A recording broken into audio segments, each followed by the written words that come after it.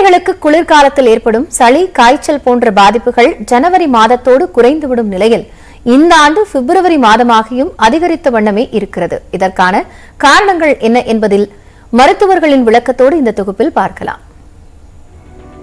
2 நாட்களுக்கு மேலாக தீவிர காய்ச்சல், அதீத இருமலுடன் வரும் குழந்தைகளுக்கு நுரையீரல் தொற்று இருப்பதோடு சில குழந்தைகளுக்கு மூச்சு திணறலும் ஏற்படுகிறது. அவர்களுக்கு ஆக்சிஜன் கொடுக்க வேண்டிய தேவை இருப்பதால் சில நேரங்களில் அதீத அழுத்தம் கொண்ட ஆக்சிஜன் கொடுக்க வேண்டிய சூழலும் ஏற்படுவதாக மருத்துவர்கள் தெரிவிக்கின்றனர். இருப்பினும் பாதிக்கப்பட்ட குழந்தைகள் அனைவரும் 100% குணமடைந்து விடுவதாக கூறும் மருத்துவர்கள், காய்ச்சல் இல்லாமல் சாதாரண இருமல் மட்டும் இருந்தால் இருமல் மருந்திற்கு பதிலாக கை வைத்தியத்தை பின்பற்றலாம் என்றும் அறிவுறுத்துகின்றனர். இது மெயினா வைரல் இன்ஃபெக்ஷன்ஸ்னால நிறைய இந்த மாதிரி வருது. நிறைய பேர், சில பேர் அட்மிட் ஆறாங்க, சில பேர் அவுட் பேஷண்டாகவே ட்ரீட்மெண்ட் பண்ணிட்டு போயிடுறாங்க. பொதுவாக நாங்கள் என்ன அட்வைஸ் பண்றோம்னா, தேவையான அளவுக்கு அதிகமான காப் சிரப்லாம் கொடுக்காதீங்க, தேவையற்ற மருந்துகளை கொடுக்காதீங்க. கூடுமான வரைக்கும் ஒரு லைம் ஜூஸ்ல ஒரு தேன் விட்டு ஒரு கை வைத்தியம் மாதிரி பண்ணி நம்ம பழைய கால முறையிலேயே மருத்துவம் கொடுக்க பழகிக்கொள்ளுங்க. அப்கோர்ஸ் குழந்தைக்கு அதிகமான ஜுரம் அந்த மாதிரி இருந்தால் ஆஸ்பத்திரி கொண்டு வந்து. காய்ச்சல், சளி பாதிப்புகளில் இருந்து குழந்தைகள் குணமடைந்தாலும் அடுத்த சில நாட்களிலேயே அதே பாதிப்புகள் குழந்தைகளை வாட்டி வதைக்கின்றன.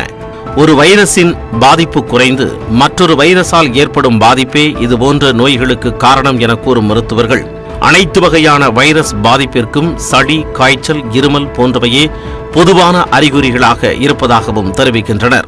இப்போ அடினோ வைரஸ் எடுத்துக்கோங்க, RSV வைரஸ், எந்த வைரஸா இருந்தாலும் இந்த சிம்டம்ஸ் ஒரே மாதிரி தான், காஃப், கோல்டு, ஃபீவர் தான். ஆனா அந்த வைரஸ் வேற வைரஸ். அப்போ ஒரு வைரஸுக்கு அவங்களுக்கு இம்யூனிட்டி வந்தாலும் அவங்க அடுத்த வைரஸுக்கு போய் எக்ஸ்போஸ் ஆகுறாங்க. But each thing is a different virus. அதுவே வைரஸா இருந்தாலும் ஒரு மியூட்டன்ட் வெரைட்டியா இருக்கலாம். அதனால அது வரைக்கும் கொஞ்சம் இன்ஃபெக்ஷன்ஸ் வந்துகிட்டு போய்கிட்டு இருக்கும். பயப்படுறதுக்கு ஒண்ணுமே கிடையாது.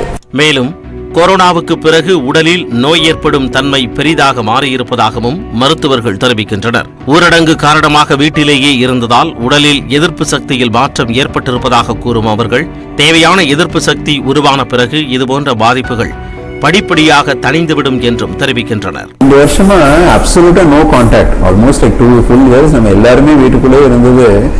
that has made a big change in the pattern of illness now. எல்லாருமே ஒரு 2 வருஷம் இருந்தனால எல்லாரோட immunity seems to have slackened down.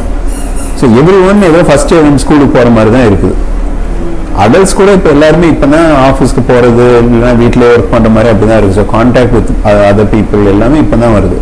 சளி, காய்ச்சல் பாதிப்புகளுடன் டைபாய்டு, டெங்கு, அடினோ வைரஸால் ஏற்படும் கண் பாதிப்புகளும் குழந்தைகளிடம் காணப்படுவதாக மருத்துவர்கள் தெரிவிக்கின்றனர். நியூஸ் 18 தமிழ்நாடு தொலைக்காட்சி செய்திகளுக்காக செய்தியாளர் சாரதா. சுற்றுச்சுவருடன் கூடிய மைதானங்களில் RSS அணிவகுப்பை நடத்த அனுமதி அளித்து தனி நீதிபதி பிறப்பித்த உத்தரவை சென்னை உயர்நீதிமன்றம் ரத்து செய்து உத்தரவிட்டுள்ளது. சுற்றுச்சுவருடன் கூடிய மைதானங்களில் அணிவகுப்பு நடத்த அனுமதி வழங்கி தனி நீதிபதி பிறப்பித்த உத்தரவை